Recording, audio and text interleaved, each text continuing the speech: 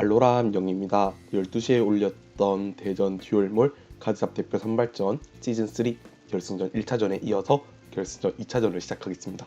1차전은 지라치 썬더 덱이 승리했기 때문에 선우공 결정은 울트라 네크로즈마 GX 칼라마네로 덱이 가져가서 선공은 당연히 울트라 네크로즈마 GX 칼라마네로 덱이 가져갔습니다.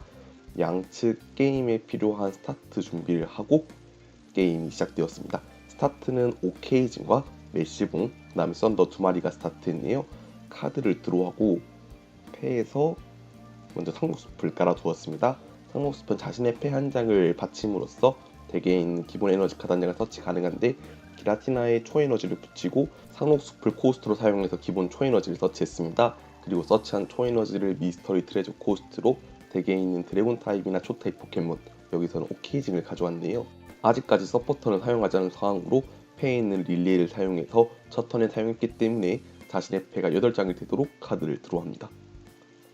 패가 상당히 많아졌는데 여기서 앱소를 깔아두었네요. 이렇게 되면 지라치 서더 측에서 지라치 후퇴를 위해 에너지를 붙여야 되는 등 여러가지 고민이 많아졌습니다. 올레크를 깔고 차례를 마쳤는데 오케이징을 2마리밖에 못 세운 시점에서 아무래도 썬더에서 1마리가 끊기고 다음 차례 추가적인 오케이징을 깔지 못해서 또 끊기면은 울트라 네크로즈마 GX 칼라마네로 치기 조금 힘들어질 것 같다는 예상이 드네요. 지라치 썬더 측은 1차전과 마찬가지로 패가 말렸는지 패를 보면서 많은 고민을 하고 있습니다. 먼저 일렉트릭 파워를 상록숲 코스트로 사용해서 기본 전기 에너지를 가져왔네요. 전기 에너지를 일단 썬더에게 붙이고 네스트볼로 지라치까지 가져왔습니다. 그리고 나서 구즈마로 오케이징을 선택해서 썬더가 배틀필드로 나가고 어솔트 썬더 80 데미지로 오케이징을 기절시키고 프라이즈 한 장을 가져오고 게임이 시작되었습니다. 앱솔이 배틀필드로 나간 후에 네스트볼을 사용해서 추가적인 오케이징을 가져올 것 같은데 당시 상황을 말하자면 오케이징 2장이 프라이즈에 가 있어서 추가적인 오케이징을 꺼내올 수 없는 상황이었었습니다. 이렇게 되면 레스큐 탱크를 사용해서 오케이징을 다시 불러낼 수밖에 없거나 아니면은 벤치에 기라티나에게 초에너지 한 장이 붙어있기 때문에 정규 에너지 플레이 사이코 리차지로 기라티나 발비를 빠르게 채워 공격할 수밖에 없을 것 같네요. 네, 말씀드린 대로 기라티나에게 정규 에너지 플레이 후 난처를 사용했습니다. 여기서 필요한 건 그렇다면 포켓몬 교체 아니면 뭐 동물 탈출 로프 같은 카드가 필요할 것 같네요. 사이코 리차지로 기라티나 에너지 발비가 모두 채워지고 6장을 드로우한 카드에서 패가 잘 안 보이고 있는데 일단은 바로 아무래도 후퇴를 안 하는 걸 보니까 패 교체 수단이 없는 걸지도 모르겠습니다. 네, 여기선 바로 차례를 마쳤네요.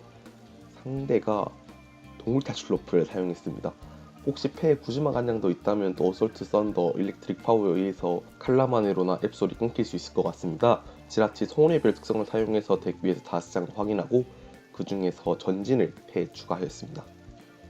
뭐 전진을 사용해서 이스케이프 보드, 전기 에너지 뭐 이런 형식으로 할 수 있는데 여기선 구즈마를 사용해서 칼라마네를 선택하고 일렉트릭 파워 90 데미지로 아니죠 110 데미지로 칼라마네를 기절시키고 프라이즈 한 장을 추가적으로 더 가져왔습니다.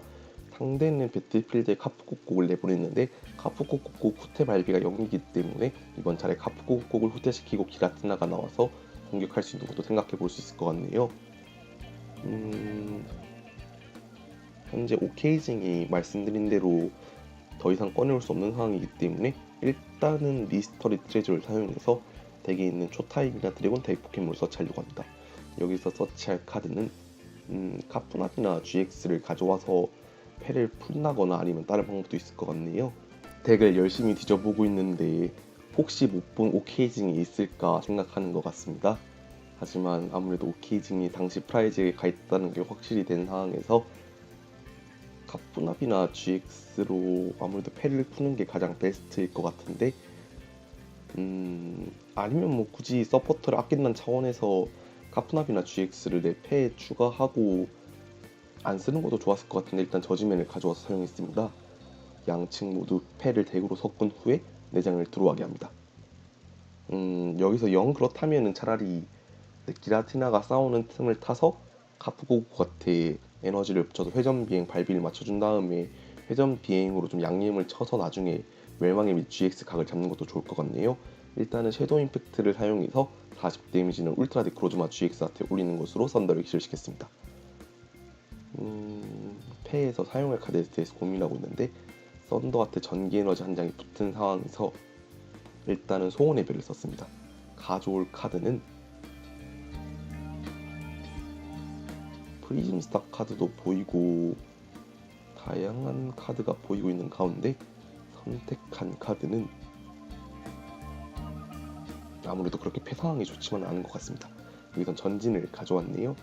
전진을 바로 일단 쓰지는 않고 패에서 일단 포켓몬 교체로 썬더가 배틀필드로 나갔습니다. 그리고 릴리에를 사용해서 드로우를 하는 쪽을 선택했네요. 기라티나를 기절시키기 위해선 일렉트릭 파워가 2개가 추가적으로 더 필요한데 기절을 목적으로 한다기보다는 미리 데미지를 주고 나중에 주피썬더 GX를 사용해서 벤치 딜을 줄 때나 아니면 뭐 일렉트릭 파워를 낭비하지 않고 또 딜을 줬을 때 이런 형식으로 이탈을 내려고 생각하는 것 같습니다. 80 데미지가 기라티나한테 올라간 상황에서 저지맨으로 서로 패가 내장이 됐던 상황이기 때문에 패가 어느 정도 말릴 수도 있을 것 같은데 다행히 프라이즈 가져왔던 게 오케이징이었기 때문에 벤치 오케이징을 깔아두었습니다. 그리고 패가 좀 안 보이는 상황에서 플레이를 어떻게 할지는 유추되지 않네요. 이 스케이프 보드가 그나마 보이고 있는데 우선 울트라 네크로즈마 GX를 미리 발비를 채워서 키우는 것도 방법이고 아까 말씀드렸던 카프고고 회전 비행을 위한 발비를 채우는 것도 좋은 방법 중 하나일 것 같습니다. 선택을 여기서는 먼저 릴리에로 2장을 들어간 선택을 했습니다. 그리고 초에너지를 울트라 네크로즈마 GX에게 붙여주었는데 여기서는 상록숲을 써서 덱을 좀 더 압축하고 다른 에너지를 가져오는 게 어떨까 싶었네요. 일단은 섀도우 임팩트로 썬더를 기절시키고 40 데미지는 기라티나한테 올라간 상황에서 배틀필드로 지라치가 나갔습니다. 패에서 구즈마가 보였던 것 같은데 일단 소원의 별을 사용해서 덱 위에 5장에 있었던 구의 머리띠를 가져왔네요.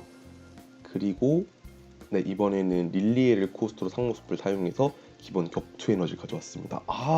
그렇네요. 지금 울트라 네크로즈마 GX 측에 프라이즈가 4장이고 울트라 네크로즈마 GX가 섀도우 임팩트로 인한 40 데미지가 딱 올라갔기 때문에 구의 머리띠 슬래시 해머 150 데미지로 울트라 네크로즈마 GX를 기절시킬 수 있었습니다.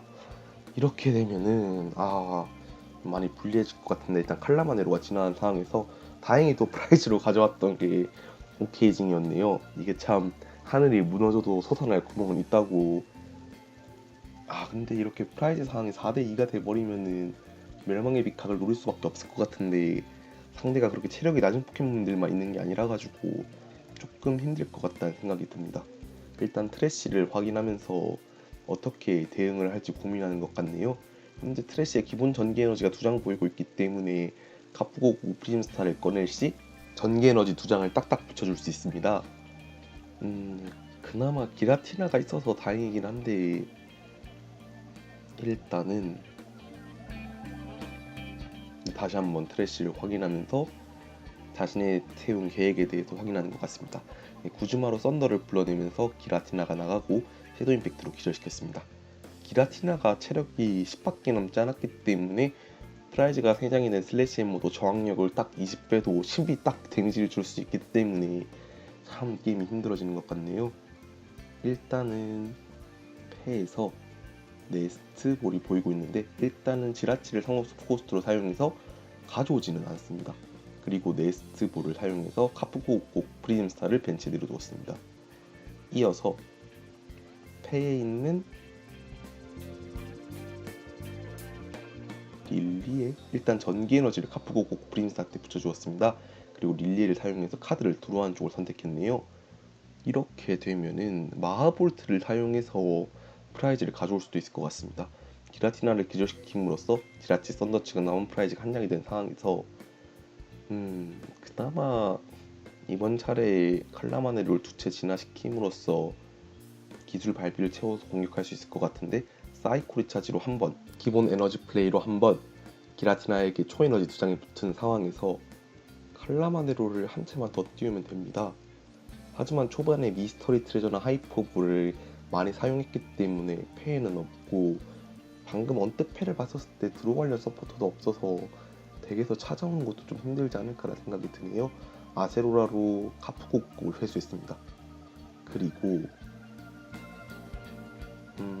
다시 내려놓고 그다음에 포켓몬 교체로 다시 카프콕이 나간 후에 차례를 마쳤습니다.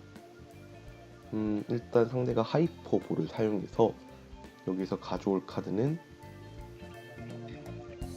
카프콕 GX를 가져오려고 한 것 같은데 일단은 카프콕 GX를 가져왔습니다. 그리고 패에서 EV를 내려놓고 전기 에너지를 붙여주었습니다. 에너지 진화 특성으로 덱에 있는 주피선더 GX로 진화할 수 있지만 아무래도 남아있는 프라이즈 한 장이 주피선더 GX였던 것 같네요. 일단은 전장의 춤 특성을 사용해서 트래시 있는 전기 에너지를 지라치와 EV에게 붙여줌으로써 에어로 트레이를 사용해서 130 데미지로 게임이 끝날 것 같습니다. 네, 전기 에너지 3장이 카프코한테 붙고 천공의 발톱으로 기절시키면서 게임이 끝났네요.